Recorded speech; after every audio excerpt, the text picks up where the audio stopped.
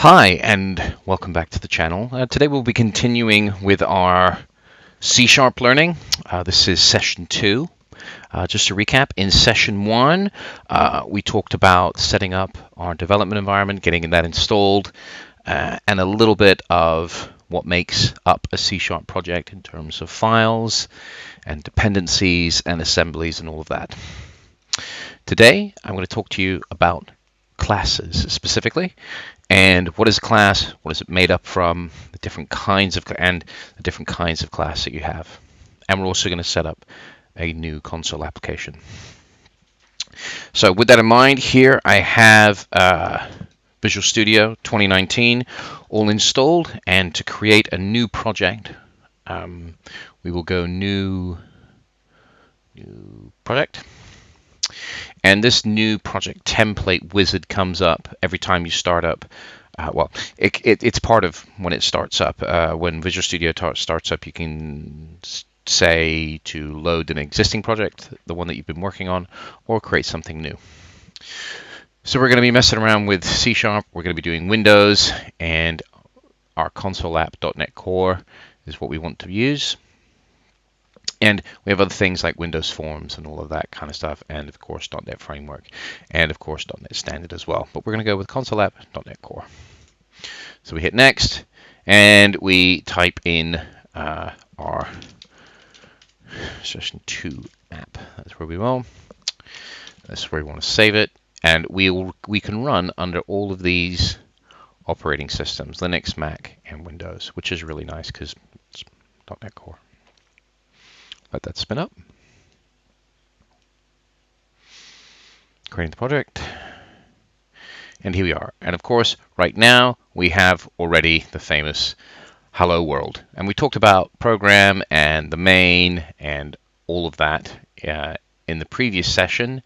The only other thing I have to do here is I have to go in and set the target framework to use .NET 5. Which is the latest and greatest one that we have. And that's fine. And if we build that and run it, we will see our console appear. And we can say, hello world. And if I fire up console, I'll just turn it down just a little bit. Sorry. You can go to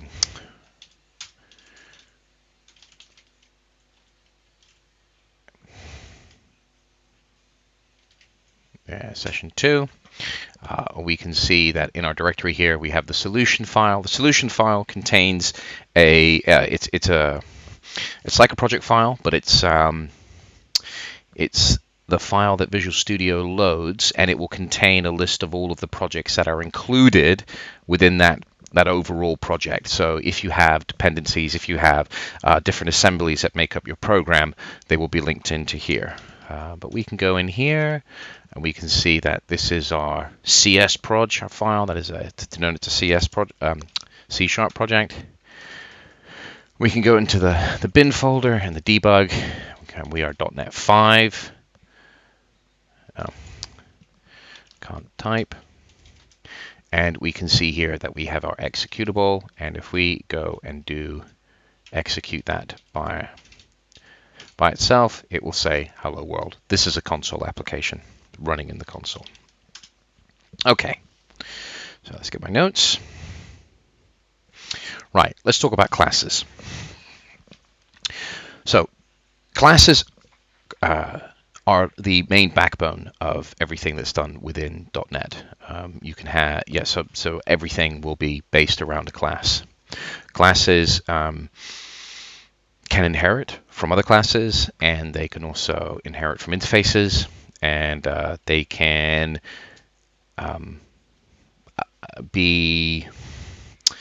some classes will have to be inherited, and other classes cannot be inherited. So the basic is let's create a class. So if we want to say, okay, what we're going to do is we're going to create a class, and we do that via the new class. And we have all of the different items that we can add, but we're going to be adding a class. And what shall we do? I should have thought of this. We'll create a class to output some counting. So we'll call it a C counter. Doesn't have to be, or we could just call it counter. Yeah, we'll just call it counter. Doesn't have to be C, just call it counter. And so we create a class counter. So let's talk about, so each class can have some modifiers at the front, and those modifiers can be public, they can be private, they can be internal, or they can be static. So let's take each one in total. So a public class, what is a public class? A public class is a class that is public to this assembly. So in this case, this assembly is session2 app. If this was a class library, then what we can do is we can essentially mark this class as being able to be used from other assemblies that we are a dependency of. Something kind of similar is internal. Now, internal, which is the default, when we create a class like this, it says class counter, .NET will default that to be internal.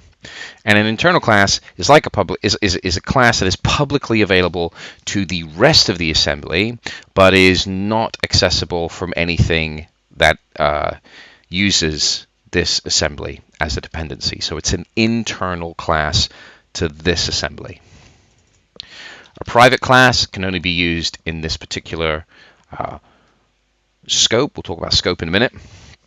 And normally private classes are when you have embedded classes. Now, I'm not a big fan of embedded classes. I think if you have to use an embedded class, you're designed wrong.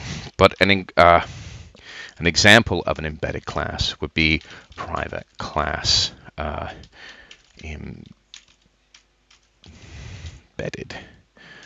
This is a private class. It is counter.embedded, and if we want to use that, just write a real quick function, foo, and we can say var e equals new embedded. Yep, we can do that there, but what we can't do is we can't go from another class. See, we don't have it. It's not like we can do a new counter, but we can't do it. We can't see it because it's private. It's private counter. So that's a private class. As I said, I'm not a big fan of them. I think if you have to do this, then something is not going quite right. You might want to reconsider your design. Okay. A static. Okay, so before I can talk about what a static class is, I have to talk about an aspect of a class. So inside a class, we can define functions. So we'll define a function, and I will create a data member for this. So we'll say this is a private int, and we'll call it some integer. We'll just call it a number. Okay, but we need one of these to demonstrate this. So a normal class that you create an object with has an inbuilt property called this. And this represents this instance of this class, i.e. the object that it currently is. And we can see here that, we can access our member and we can set it. We don't actually need to have this, and we can see here that our Rosalinator is coming up and saying, hey, you can remove this because it can be simplified to this. Okay. Right. So that is a normal class. A static class doesn't have this pointer.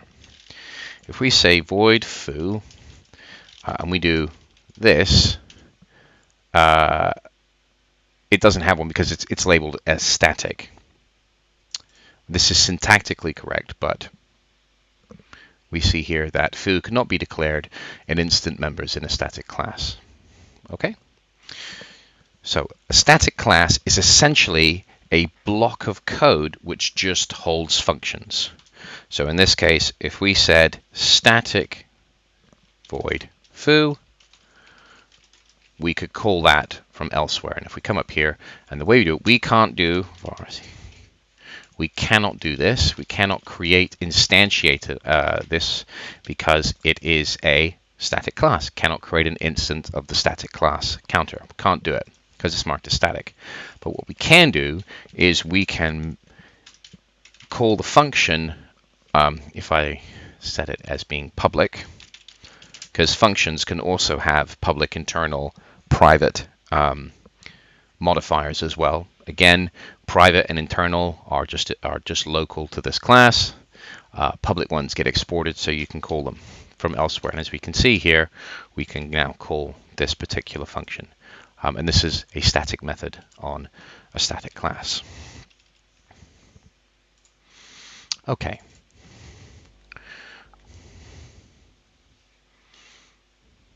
Right.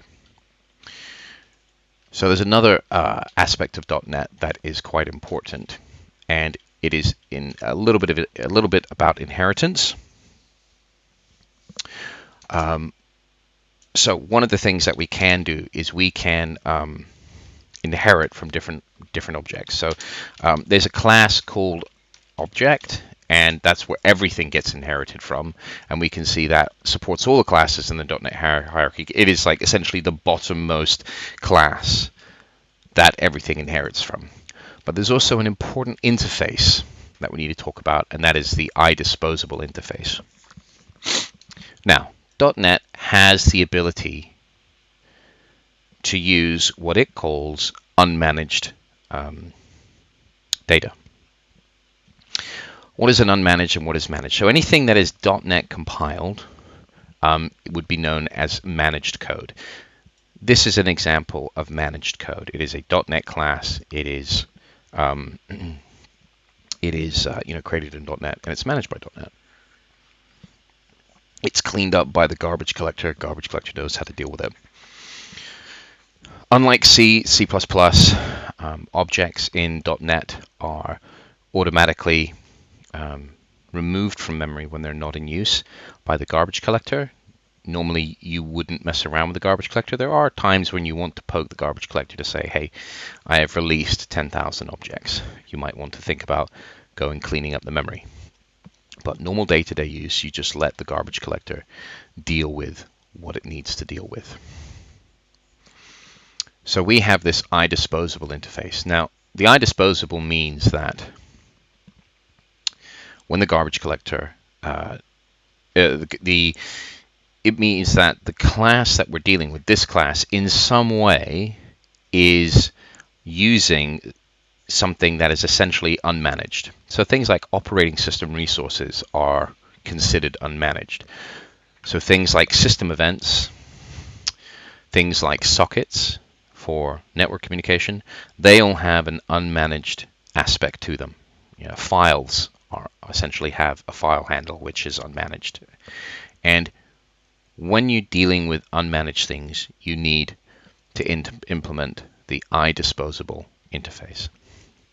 It's a pattern. Now we'll talk about what patterns are a little bit later, but essentially a pattern is a construct, a known coding construct that is the recommended way of doing this. So there's a disposable pattern.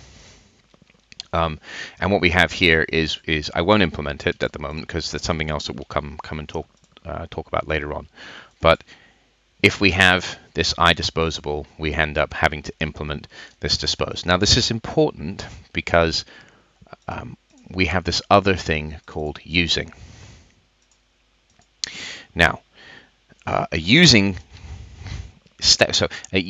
in this context, is we're going to use a namespace. So system contains some objects, and by saying using system, it means that we don't have to go, system.console.writeline. And if we look here, we have that. We could comment this out, and it says we don't know about console. We could say system.console.writeline, and that's fine. But if we're going to be using a bunch of stuff from system, it's easier to shorten that and put the using up there. The using statement, on the other hand, is a way of saying we're going to be using we're going to be using an object. So we'll create our object. So we'll say create our counter equals new counter. And at the end of this scope, when we come here, when we come out to the next line, maybe we have another right line here. When we have finished here, where we do things inside here, when we leave this block of code, this brace here, and come here, the .NET Framework will automatically call dispose. Will dispose our counter, and then this will get executed. And then inside here, there's some flags that you have to look at and set, and anything that needs to be disposed itself, which will any object that you've used in your class that has an iDisposable interface implemented, you should call dispose as well. And also any unmanaged things that you're dealing with, you can clean them up here. So that's the iDisposable, and briefly the iDisposable, and that's briefly the using statement. Let's talk about scope. What is scope? Scope is an idea of where variables, how long they exist for, and when they can be accessed and when they can get rid of. One second. Okay, sorry about that. I was interrupted. Scope. So scope is the idea of how long a variable is in existence for and where it can be accessed. This is one scope. Here we have function scope. So anything inside here is in the scope of the function. Anything inside here is another scope. If I create an if statement with an else statement, this area here is one scope and this area is here. So if I created, say, let's say I created int x equals 0 here, and I said x equals 1 there, because this is out of scope, yeah, doesn't exist in the current context, yeah, it's not declared here, so we can't use it. But we can use it here because this is where it's declared. Yeah, it's in the same scope. So what we have here is that this using in this format declares a scope, and everything inside here, this is where you can use the counter here. But within later editions of C# .NET Framework, you can also create it like this. Let me get it right. Let me get the syntax right here. You can do this, and then you can use counter dot whatever here, because this, if we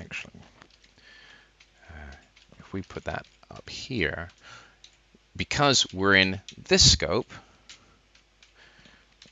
yeah, we can use counter here. Now, declaring it like this means it tells the .NET Framework, the .NET runtime, that when we come out of scope here, we're to call dispose on the counter object. So that's quite an important thing of the difference between the using statement and the using keyword here. Okay, let's go back to our class. So we have a class here. We're going to get rid of this for the moment because we're not going to be using any unmanaged stuff here. We're just going to be using standard .NET. There's another modifier that we talk about, and one is called sealed and the other one is called abstract. An abstract class is a class that has to be inherited from.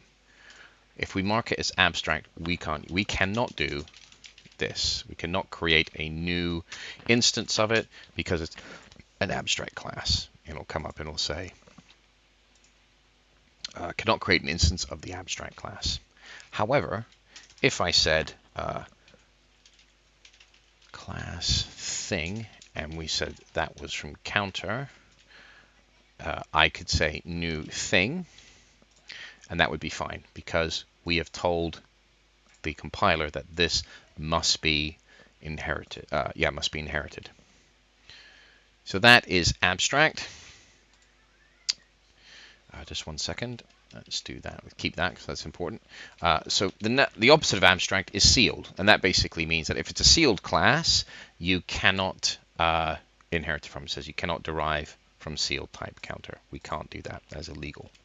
So that's one way. Normally, you should design your classes. You should design your classes for inheritance, or you should prevent it, because the number of times where it's known as an anti-pattern, where people just start deriving classes, inheriting from classes that were never meant to be inherited, and by putting sealed there, that is a safety feature. So if someone really wants to go and inherit from a sealed class, they would have to go and manipulate and unseal the class and then go through the code in that class and say, can I inherit from this? Is this okay to inherit from? Do I need to modify any of the things?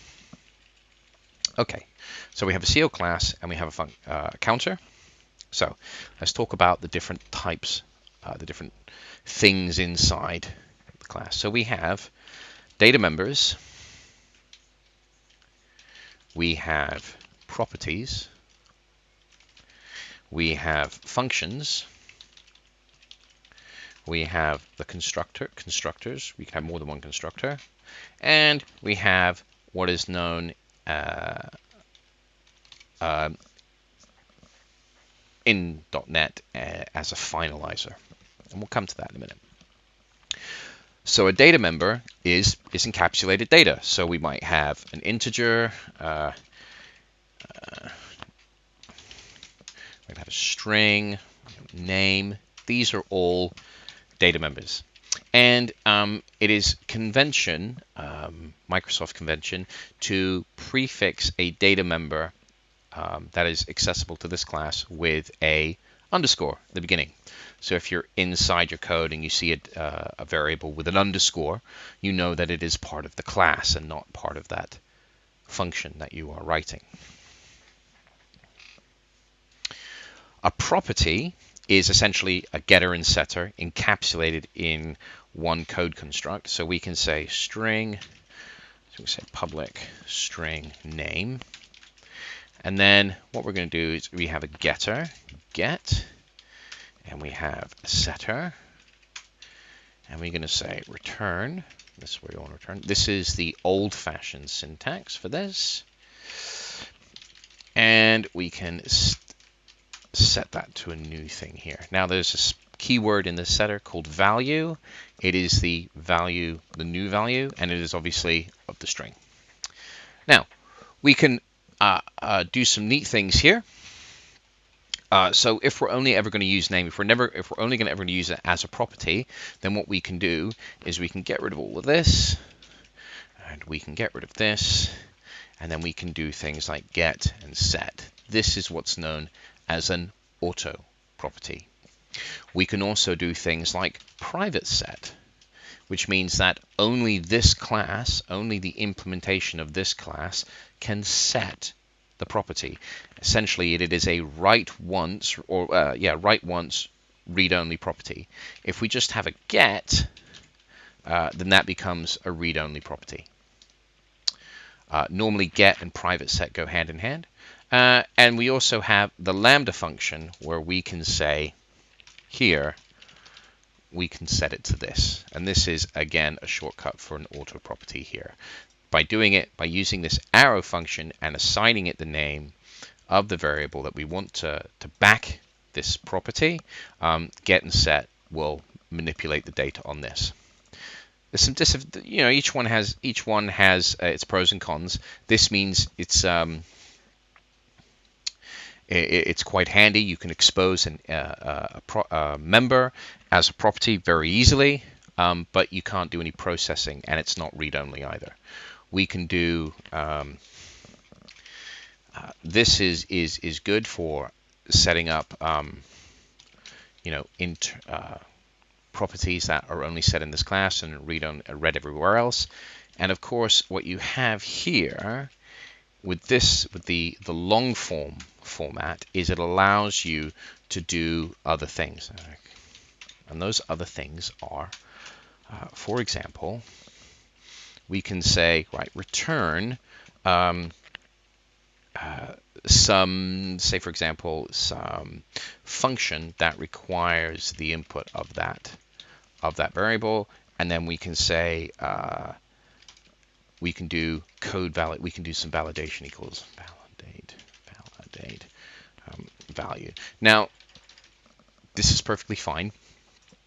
One of the guidelines that .NET has is that properties shouldn't do a whole lot of processing, because the idea is that they're kind of shortcuts, and they return values and set values. You shouldn't expect them to go off and, say for example, go and read from a database field and return some data, because that is quite an expensive operation for having to implement as a property. A better way to do that would be to implement that as a function. So that's a little bit on properties. Good convention is we have, at the moment, these are private by default, but we can also set the data members as being public. But of course, what that means is you bypass all of the property code, and you basically set that directly. This is considered good design in terms of software development. This is not good design, because what you're doing is you're allowing people access to private data from your class, and really they should be going through your class interface. So that's what we're gonna. So we've done that. We'll talk a little bit about that. A little bit about properties. Okay. Functions. Now, functions are methods and pieces of code that return a variable. There's a special type of data type. I haven't spoken about data types. And where is that one?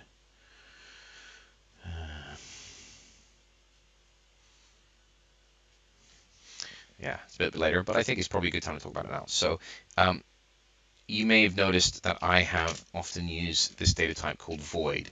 Void basically is a special type of type that basically means nothing.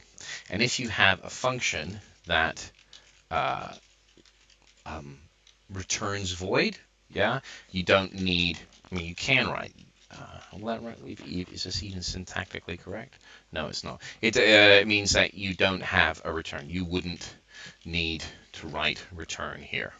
I mean, so return can do one or two things. So it's perfectly legal to have a return in a function that returns void. And what that does is that just means return nothing. Yeah, come out of the thing. And what you can have is you can say, okay, if name is null. Yeah, we'll talk about what an if and what null means later. If this was a string, we could have that, and we could say, okay, it means we can't do any more processing. That's quite common to see that. Yeah, you're data checking. You're checking your inputs, making sure that they're not null, or they're greater than 0, or they have some kind of length or whatever. There's valid data to process inside your function, and if you don't, then it's quite common to see this kind of thing. This basically says just return. Yeah. Functions can also return other data types, like int. Return any data type that is valid, and even custom data types as well. So we can even say things like we can return an object of type counter, or even an object of type program, because these are valid classes. Class is a data type. So it's what's known as a user-defined type, and it's perfectly valid to return an object of that type.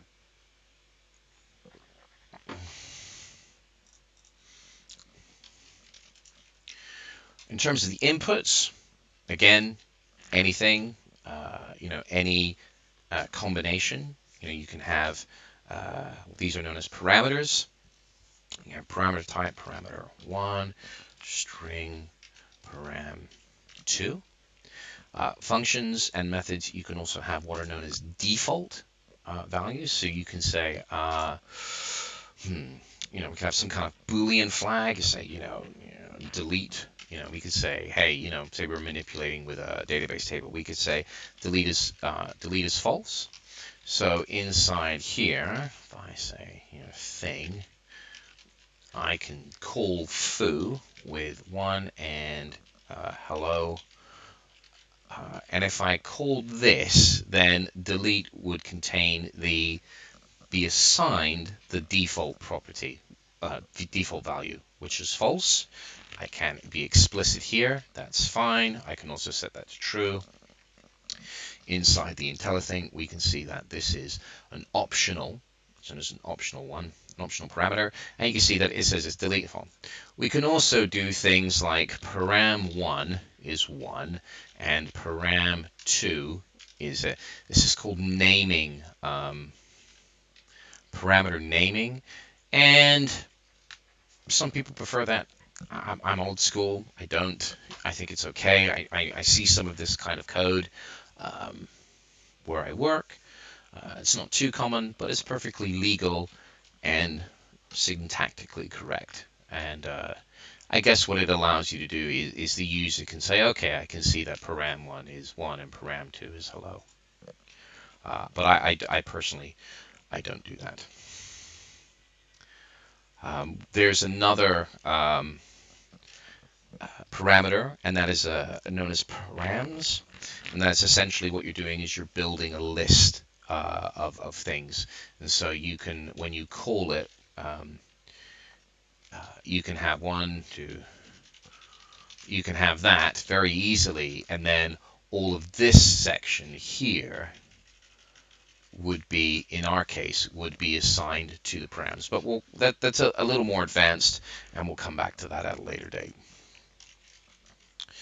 Okay, so I've talked about functions. Now for the constructor. The constructor is a function that has the same name as that. It has no return type. Yeah, it can be public, meaning you can say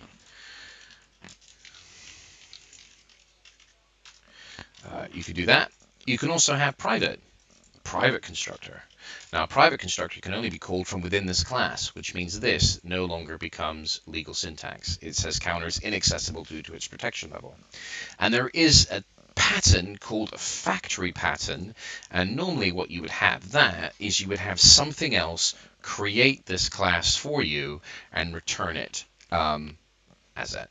And we can demonstrate this a little bit by using static. Now, static is also useful. It can also be used in a normal class, but of course it won't have the this pointer, and you won't be able to execute it from an object instance, but you can execute it from the name of the class. So we can say counter, and we can say build new, and then we'll keep that as public because we want other people to see it and use it outside this class. And we could say return new counter. Yeah, this is legal syntax here because counter is private, but we are a counter, so it's fine for us to use. And instead of going new counter, we can say counter dot, if I had it, I forgot the static. Here we go.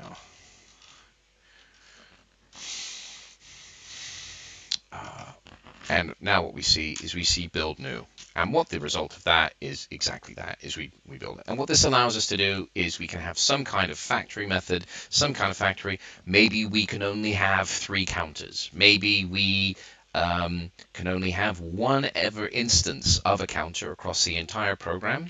And that pattern is known as what's called a singleton. A singleton is an object that only ever has one instance across your application. Some people think it's an anti-pattern. Some people think it's fine. I personally think it's fine. They're useful to do things. So, for example, you might have a singleton to write to a log file, for instance. You might have a singleton to access a database. Something that can be quite expensive to spin up, quite memory resource intensive and stuff like that. You might not want to have a lot of those instances of that class around, so you might want to manage that class through a singleton. And yeah, that's quite common. Singletons are quite common. I'll put a link in the description that talks a lot about design patterns if you want to read up on the different ones that we have. Okay, so we have constructors. We can also have, this is known as a parameterless constructor because it has no parameter. You get one of these for free in .NET. In the framework spins it up, understands the parameter. If you want one with a parameter, say for example, we want to set this number to something as an initialization, we can say int number, and then we can say number equals number. And then when we call that, we can see that we have two of them, one the parameters one there. We can put a number in there like that. We can also, if we were to do some kind of initialization in here, what you can also do is you can say, do things like call the parameterless constructor by doing that. This basically means call another constructor.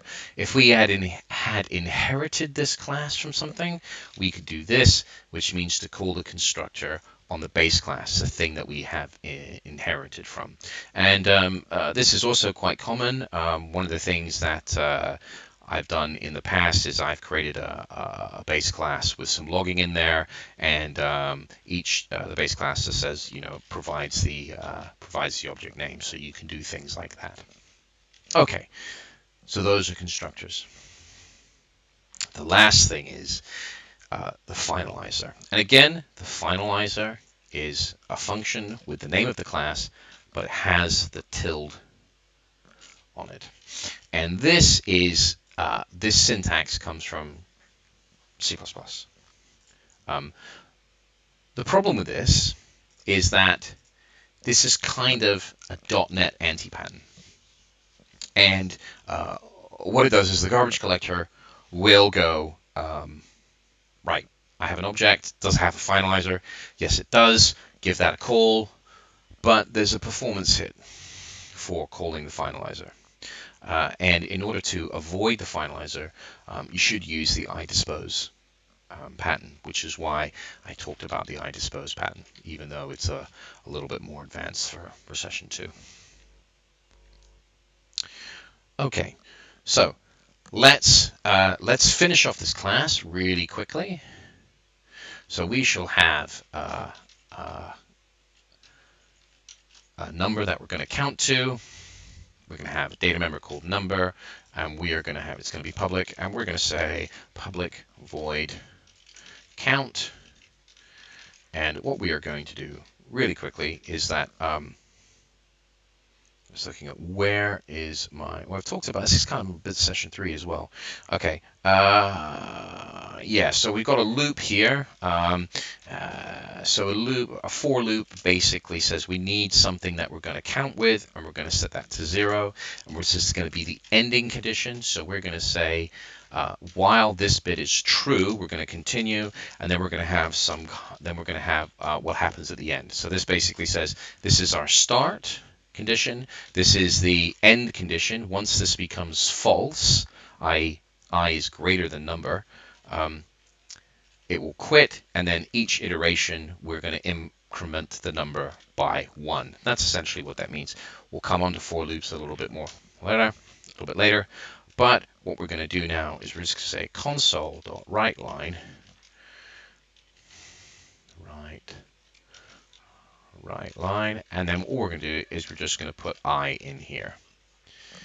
Okay, so we're going to save that. We're going to do a new c.count, and if we run that, it's going to come and build, be okay, and we're going to count to 10, 0 to 9, because integers start at 0. So there are 10 items there. We count to 10. Yeah, so that's classes, and a little bit about garbage collection there. In the next session, what I will talk about is I've done the accesses, a little bit on inheritance. I'll do some more on inheritance. We'll talk about structs. Structs are a special kind of class. We'll talk about value types and reference types, because that's quite fundamental. We'll also talk about some inheritance. We'll also talk about out parameters to and the out parameters and the params keyword for functions as well. I will also put this up onto GitHub. I will include the GitHub link in the description so you guys can have a look at the code. Again, I just want to thank you for joining me. And as before, if there are any questions or any comments, that'd be great. Just post them, and hopefully I'll be able to get back to you. Again, thanks very much. Take care.